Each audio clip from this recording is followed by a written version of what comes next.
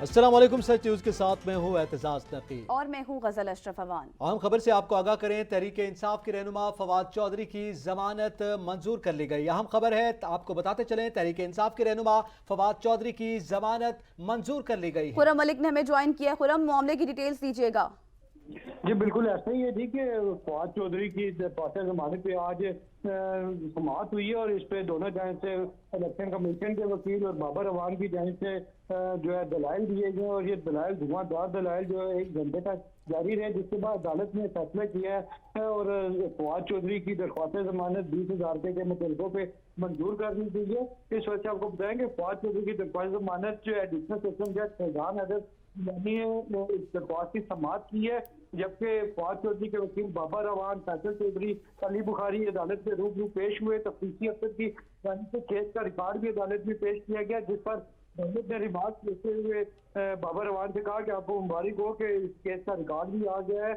جب بابر اعوان نے بھی اس کیس کے اوپر بھرپور سنائی دی ہے، وکیل بابر اعوان نے عدالت میں کہا کہ سیکرٹری الیکشن کمیشن عمر حمید مدعی مقدمہ ہے اور ریٹائرڈ بیوروکریٹ ہے۔ الیکشن کمیشن کے سیکرٹری انفرادی طور پر خود حراست نہیں ہے، کیا الیکشن کمیشن حکومت ہے؟ میرا سوال ہے یہ آپ سے۔ تو جبکہ بابر اعوان نے یہ بھی کہا کہ سیکرٹری الیکشن کمیشن کے مدعیت میں جو ایف آئی آر درج کی گئی ہے، سیکرٹری الیکشن کمیشن حکومت نہیں ہے، وہ ایک فرد واحد ہے۔ الیکشن کمیشن کے وکیل سعد حسن بھی عدالت میں جنہوں نے دلائل دیتے ہوئے عدالت میں دلائل دی ہے۔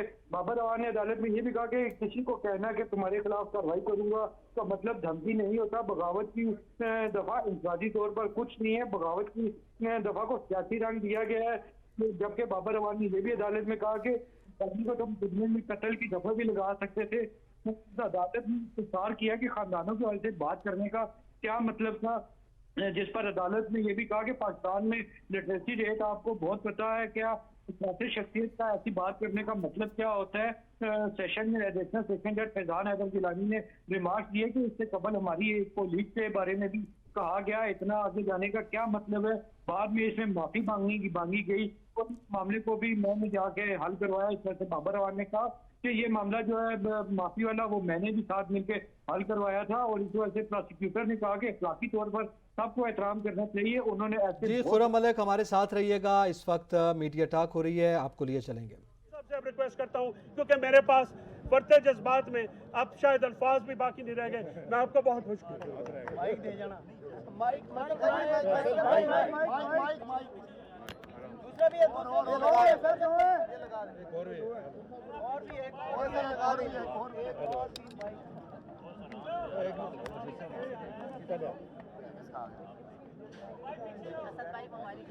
بسم اللہ الرحمن الرحیم۔ پاکستان میں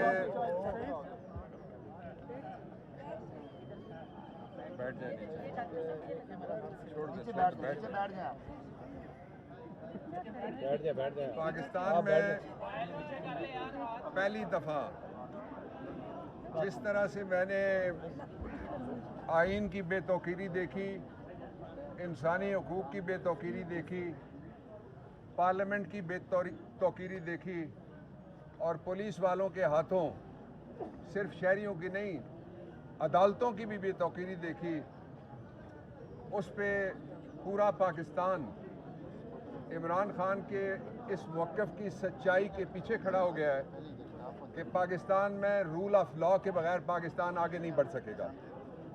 میں سب سے پہلے اپنی جو لیگل ٹیم ہے میری، اس میں علی بخاری اور فیصل اور دوسرے جو دوست ہیں ان کا شکریہ ادا کرتا ہوں، اور اسلام آباد چیپٹر پی ٹی آئی کا علی اوان اور دوسرے جو لوگ ہمارے سینیٹر ڈاکٹر وسیم صاحب اور جتنے بھی دوسرے سینیٹر تشریف لائے ہیں وہ، اور خاص طور پہ مجھے ایک بڑی مشہور کال مجھے آتی ہے، جہاں میرے ساتھ کھڑے ہیں، وہ کہتے ہیں کہ کوئی اچھی خبر آج سنا دیں، تو فواد کے لیے انہوں نے اتنی دفعہ مجھے کال کیا صاحب نے کہ کوئی اچھی خبر سنا دیں۔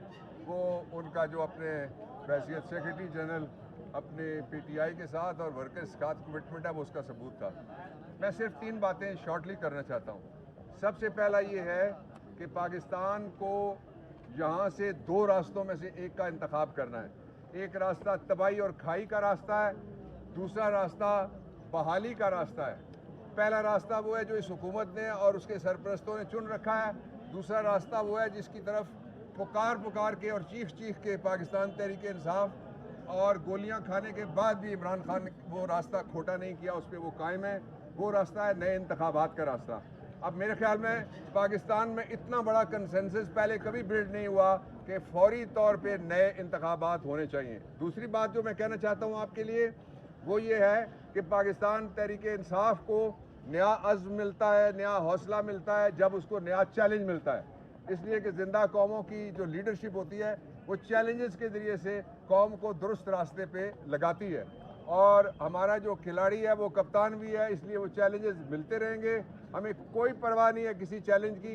एक मैं आपको बता सकता हूँ बात जो वो मैं पूरे आपको खुलूसे दिल से बताना चाहता हूँ, वो ये है कि इंशाअल्लाह इस जालिम निज़ाम से आपकी जान छूटने वाली है और इमरान खान वापस आने वाला है, इंशाअल्लाह वापस आने वाला है। आखिरी बात ये है, इससे पहले कि मैं असद साहब से कहूँ कि वो बात करें, आखिरी बात ये है कि पाकिस्तान तहरीक इंसाफ का एक एक कारकुन उस इज़्ज़त और एहतराम के काबिल है जो हमें जज्बा देता है कि हम खड़े भी रहते हैं, लड़ते भी हैं, आगे भी बढ़ते हैं। हमें पता है कि हमारे साथ पाकिस्तान की 65% यूथ खड़ी है, और वो यूथ पाकिस्तान का असल मुस्तकबिल है जो पाकिस्तान को इलेक्शन की तरफ ले सकेगा।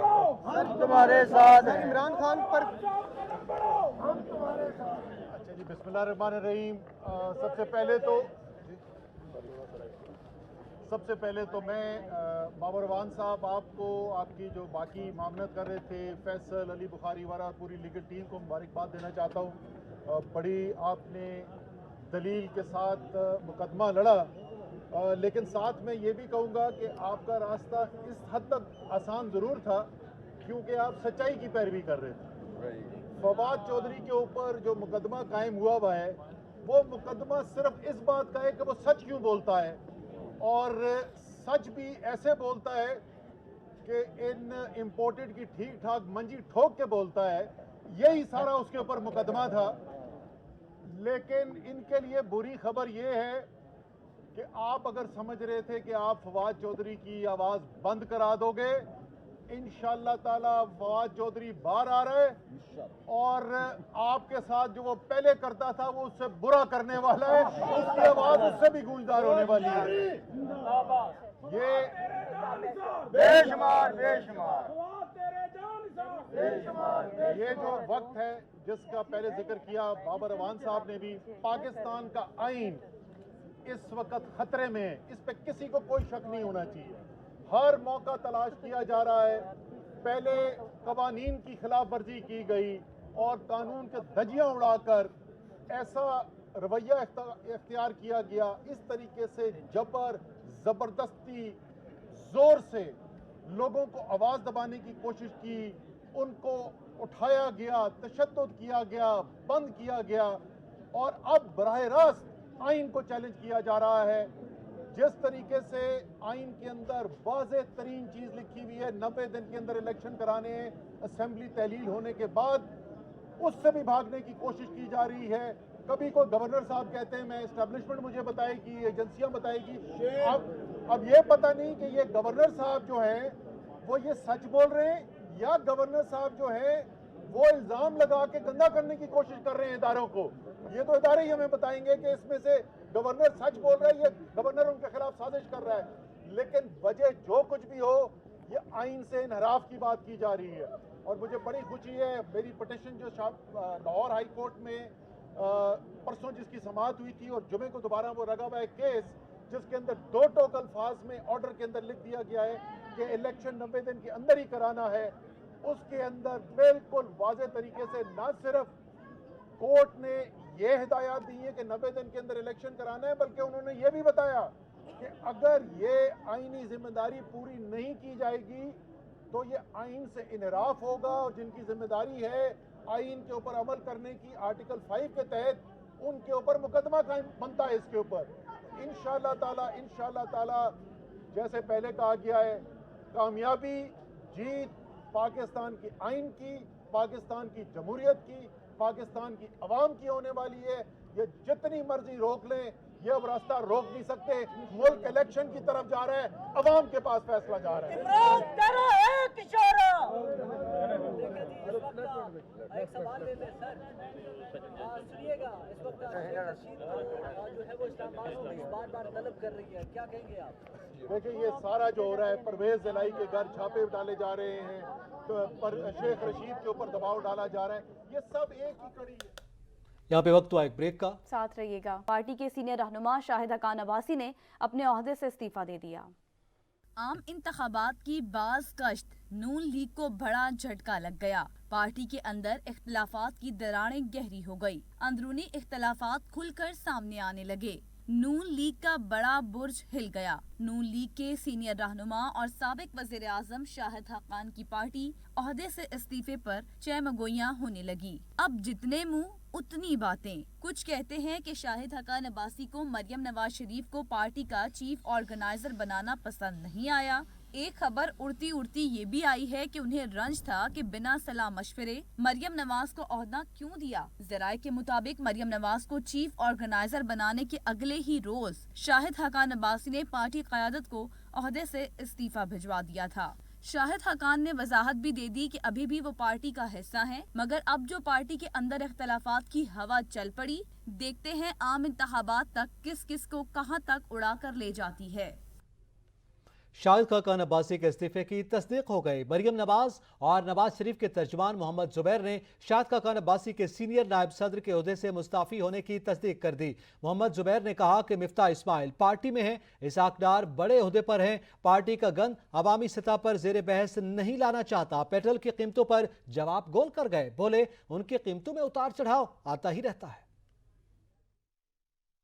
صاحب پارٹی میں اور ڈار صاحب تو بہت سینئر ہے یہ پارٹی کا جو گند ہے میں یہاں پبلک کمیونٹی سے پارٹی کا بڑا سمپل ہے شاہد حقان عباسی نے سینئر وائس پریزیڈنٹ کے عہدے سے استعفیٰ دیا وہ پارٹی کے ورکر ہیں اور بڑے سینئر رہنما ہیں میرا نہیں خیال ہے ان کو سینئر وائس پریزیڈنٹ چھوڑ کے کوئی فرق پڑتا ہے ان کی قد میں وہ بہت بڑے لیڈر ہیں وزیر اعظم رہ چکے اور پارٹی کو ان کی ضرورت ہے ان کا جو پروفیشنل ایکسپیرینس ہے جو پولیٹیکل انسائٹ ہے ان کی سابق وزیر خزانہ مفتاح اسماعیل نے شاہد حقان عباسی کے پارٹی عہدے سے مستعفی ہونے کی وجہ بتا دی کہا شاہد حقان عباسی نے مریم نواز کو سپیس دینے کے لیے استعفیٰ دیا شاہد حقان عباسی نے 3 سال پہلے نواز شریف سے اس بارے میں بات کی تھی مریم نواز کے ہاتھ میں پارٹی کی کنجی دی گئی تو وہ مستعفی ہو جائیں گے شاہد حقان عباسی نے کہا کہ مریم نواز کو عہدہ ملا تو وہ اور دیگر سینئر رہنما پیچھے ہٹ جائیں گے شاہد حقان عباسی پارٹی میں سینئر سیاستدان ہیں اب مریم نواز سینئر ہو گئی شاہد حقان عباسی نے خاموشی بہتر سمجھی اور ایک طرف ہو گئے شاہد حقان عباسی نے کہا کہ وہ پارٹی کے ساتھ رہیں گے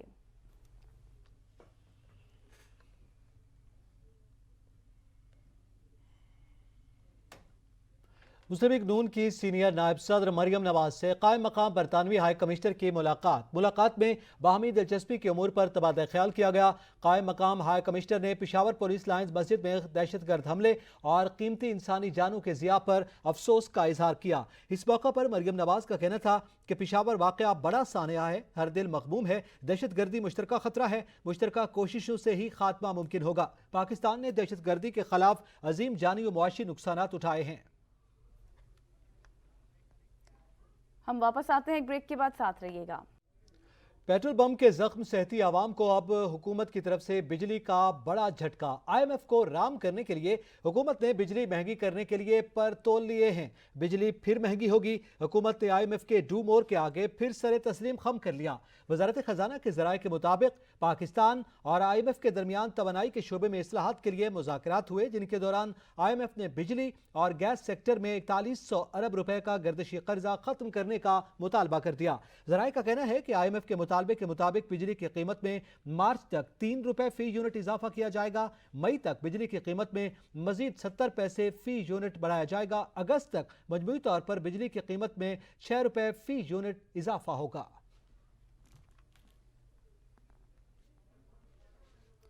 مہنگائی کا نان سٹاپ طوفان جاری ہے یوٹیلیٹی سٹورز پر مختلف برانڈز کے مسالہ جات نمک برتن دھونے کے پاؤڈر سمیت مختلف اشیاء مزید مہنگی ہو گئی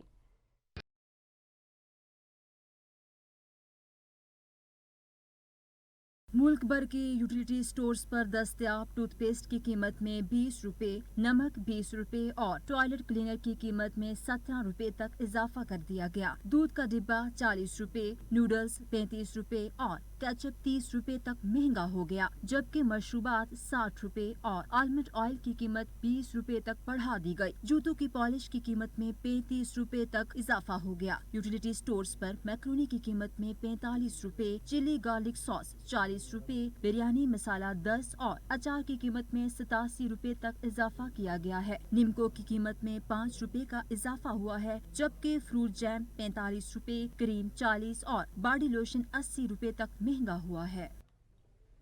अमेरिकी नोट की उल्टी गिनती शुरू, अपनी औकात पर वापस आने लगा। डॉलर की कीमत में इंटर मार्केट में 2.40 पैसे की कमी हो गई, जिससे रुपए की खोई हुई कद्र बहाल होने लगी है।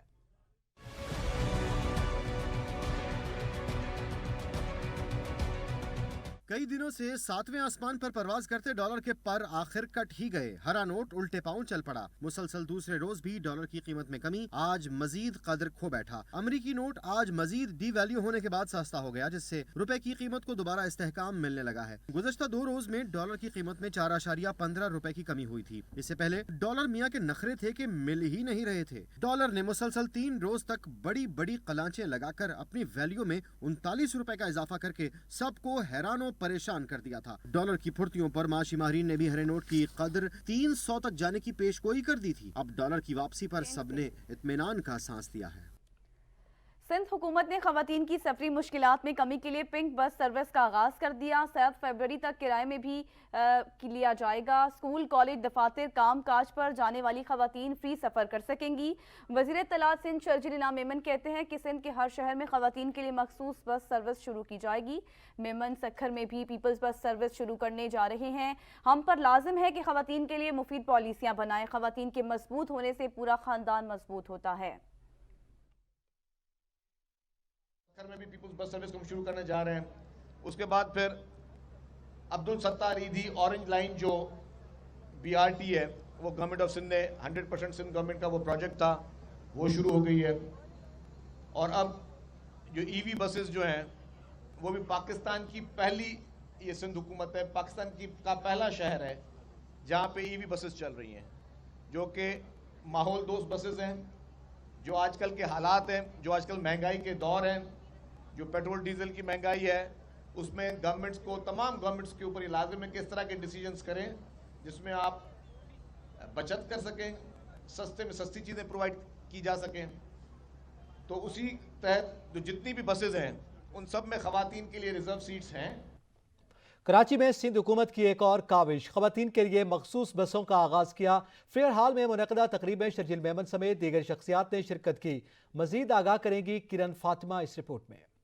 कराची में सिंध हुकूमत ने एक और बस प्रोजेक्ट का आगाज कर दिया, जिसके इफ्तिताह की तकरीब फेरियर हॉल में मुनक्किद की गई। तकरीब में शर्जील मेमन, शर्मिला फारूकी, सईद गनी समेत दीगर शख्सियात ने खिताब किया। शर्जील मेमन ने गुफ्तगू करते हुए कहा कि खवातीन के लिए मखसूस बसें चलाने का अज़्म पूरा होने के बाद मजीद ऐसे प्रोजेक्ट्स लाए जाएंगे। सिंध के हर शहर में मेरी प्रायोरिटी ये होगी इंशाअल्लाह ताला कि खवातीन के लिए मखसूस जो बसेस हैं वो बनाई जाए। पिंक रंग जो कि खवातीन के लिए ही मुख्तस किया गया है को मद्देनजर रखते हुए खवातीन की मखसूस बसों का नाम भी पिंक बस सर्विस रखा गया है।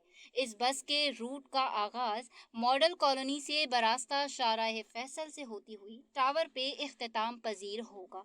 50 रुपए के किराए के साथ खवातीन की सहूलत को ज़ेरे गौर रख कर इस बस सर्विस के आगाज को खवातीन ने खुशाइन कदम करार दिया। कंफर्टेबल है क्योंकि सिर्फ लड़कियां ही होंगी जो सफ़र करेंगी, और मैं being a working women I think it's very great thing. Obviously हम लोग अगर लोकल बस से इस बस को कंपेयर करें तो हम बहुत ज़्यादा ही अच्छा है, और हमारी जो फैमिली हैं वो बिल्कुल टेंशन फ्री हो जाएंगी। बहुत ज़्यादा ख़वातीन हैं वो घरों से नहीं निकलती इस वजह से क्योंकि उनको एक सेफ बस ट्रांसपोर्टेशन नहीं अवेलेबल है। लेकिन मैं सिंध गवर्नमेंट का बहुत शुक्रिया अदा करती हूँ कि उन्होंने ये बस निकाली है। लेकिन ये कि और ज़्यादा इनिशिएटिव है हम गर्ल्स के लिए, क्योंकि ये इजीली अब गर्ल्स ट्रैवल कर सकती है। ये बसें दफ्तरी औकात में 10 मिनट के वक्फे से चलाई जाएंगी, जबकि दीगर औकात में 1 घंटे के वक्फे से ये बसें सड़कों पर रवा नजर आएगी। सिंध हुकूमत की जानिब से पिंक बस सर्विस के आगाज़ पर ख़वातीन काफ़ी मुतमईन नजर आईं कि अब वो अपना सफ़र बआसानी तय कर सकेंगी। कैमरामैन शहरोज खान के साथ किरण फातिमा, सच टीवी, कराची। कराची के इलाके पाक कॉलोनी बड़ा बॉर्डर के करीब गाड़ी पर फायरिंग की गई है, जिसके नतीजे में बिजनेसमैन मोहम्मद लाखानी और उनके ड्राइवर जख्मी हो गया। पुलिस का कहना है कि बिजनेसमैन मोहम्मद लाखानी की हालत खतरे से बाहर है, जो निजी अस्पताल में ज़ेरे इलाज है। गाड़ी पर मोटरसाइकिल सवार मुलजिमान ने फायरिंग की और फरार हो गए। मुलजिमान को गिरफ्तार करने के लिए तहकीकात का आगाज भी कर दिया गया है। कराची के इलाके पाक कॉलोनी बड़ा बोर्ड के करीब गाड़ी पर फायरिंग की गई है।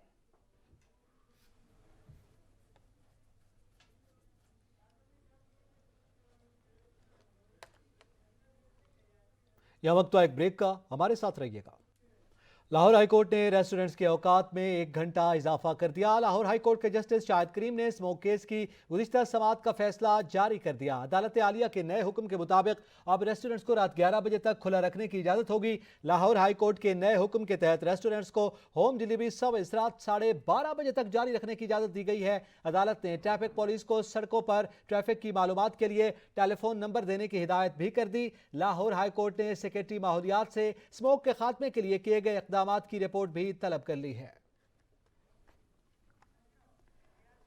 सिंध हाई कोर्ट ने पेट्रोलियम मसनूआत की कीमतों में इजाफे के खिलाफ दरख्वास्त पर कीमतों के तयन से मुतालिक सुप्रीम कोर्ट का फैसला तलब कर लिया। दरख्वास्त में सेक्रेटरी खजाना, सेक्रेटरी पेट्रोलियम, ओगरा और दीगर के फरीक बनाया गया। दरख्वास्त में मौक़िफ़ अपनाया गया कि वजारत खजाना ने गुज़श्ता रोज़ पेट्रोल और डीजल की कीमतों में 35 रुपये इजाफा कर दिया। लाइट डीजल और मिट्टी के तेल की कीमतों में 18 रुपये इजाफा कर दिया। हुकूमत की जानिब से अवाम पर बोझ डालने का नोटिस लिया जाए।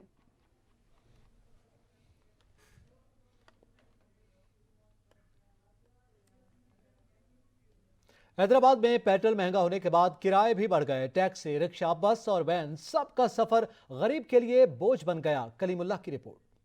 हुकूमत का पेट्रोल महंगा करने का कारीवार, अब हुआ घर से निकलना भी दुश्वार। पेट्रोलियम मसनूआत की कीमतों में मुसलसल इजाफे के सबब हैदराबाद वासियों का अंदरूने और बैरून शहर सफर करना भी दुश्वार हो गया। पेट्रोल महंगा तो किराए कम क्यों? ट्रांसपोर्टर्स ने भी अवाम को कारी जरब लगा दी। टैक्सेस से परेशान ट्रांसपोर्टर्स ने किरायों में 20 से 200 रुपए तक का इजाफा कर दिया। 500 रुपए किराया चल रहा है। अभी 500 रुपए में मिलता है 9,000 रुपए का वोचर, 18 सीटों को।